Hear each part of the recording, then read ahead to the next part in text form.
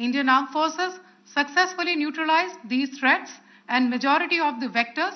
However, limited damage was sustained to equipment and personnel at Indian Air Force stations at Udhampur, Pathankot, Adhampur and Bhuj. There were also several high-speed missile attacks noticed subsequently after 0140 hours in the night at several air bases in Punjab.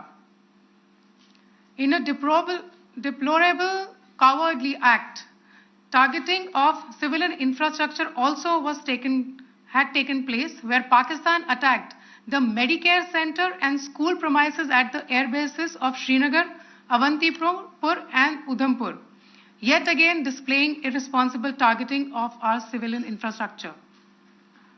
In a swift and calibrated response, Indian Armed Forces carried out precision attacks only on identified military targets. These included technical infrastructure, command and control centers, radar sites and weapon storage areas.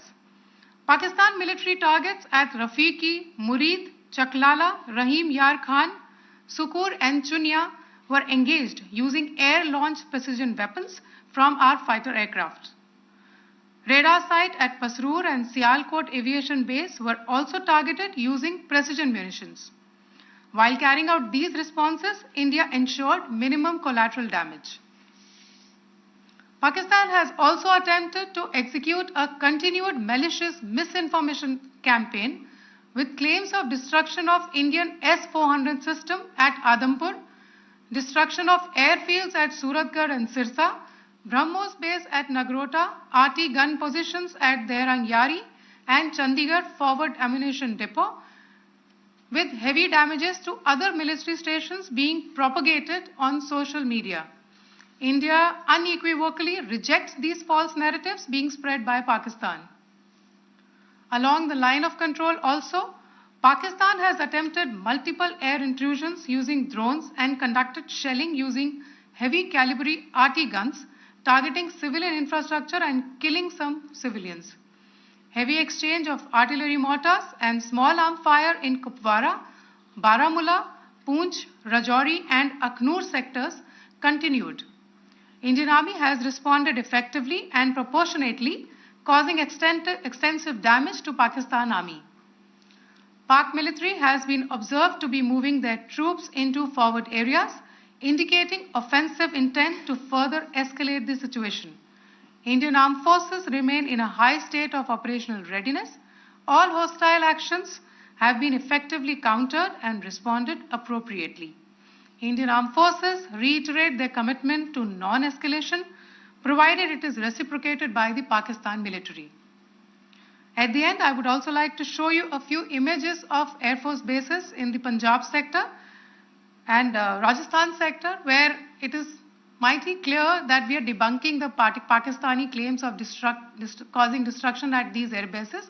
You can yourself see the normalcy in these Air Force stations. This is Sirsa, Suratgarh. The runways are intact.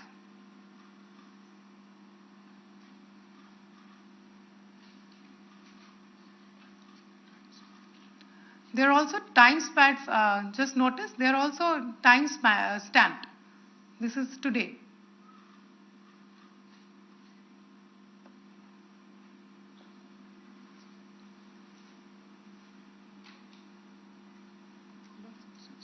Yes. Thank you very much. Thank you. Thank you, Colonel Qureshi. Thank you, Wing Commander Singh. I just have a few points to make in closing.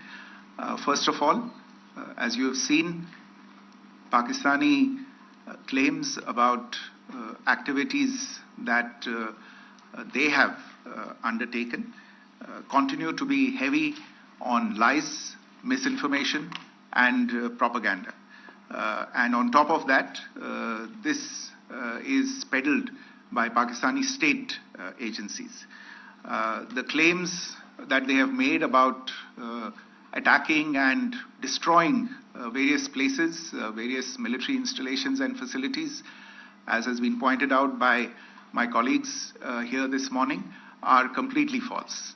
The claim about the Air Force station in Sirsa being destroyed, completely false, as you've seen. The claim about the Air Force station in Suratgarh being destroyed, completely false again, as you have seen. There's a claim that has been made that the S-400 base at Adampur was destroyed, completely false, once again. Claims have been made about large sections of Indian critical infrastructure, power systems, cyber systems, etc., being attacked and destroyed, completely false. I would urge all of you and all those who watch this not to be misled by this tissue of lies that is being peddled by the Pakistani state for obvious purposes. The second point that I wanted to emphasize is that Pakistan continues with its execrable and wanton campaign of targeting civilians and civilian infrastructure, especially in the states of Jammu and Kashmir and Punjab. There is also on its part a consistent attempt to sow discord between communities in India. As I said, there has been a particular focus in its targeting of civilian infrastructure and the population in Jammu and Kashmir and Punjab. Earlier this morning, Pakistan shelled the town of Rajouri, killing the additional District Development Commissioner, Sri Rajkumar Thappa, adding to the civilian casualties and the damage in that state. We have also observed overnight damage to property and injuries to civilians in Firozpur and Jalandhar, among other places. Finally, as I said, Pakistani officials also continue to make ludicrous claims about India firing missiles towards Sri Amritsar Sahib.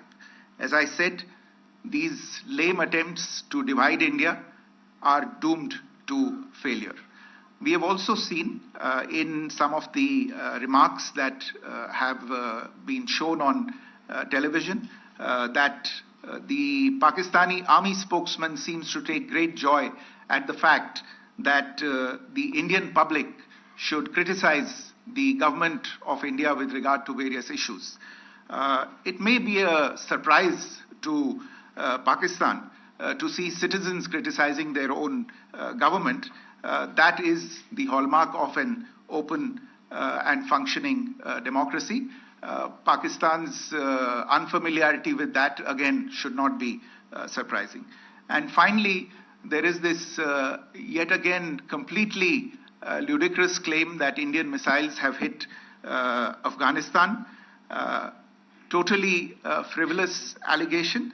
And I only want to point out that Afghan people don't need to be reminded about which country it is that has on multiple occasions in just the last 1.5 years targeted civilian populations and civilian infrastructure in Afghanistan. Ladies and gentlemen, as you would have gathered from this morning's briefing, we are dealing with an evolving situation. Accordingly, today we don't have the time to take questions, but we will continue to update you on this situation as we go along. Thank you all very much for joining us this morning.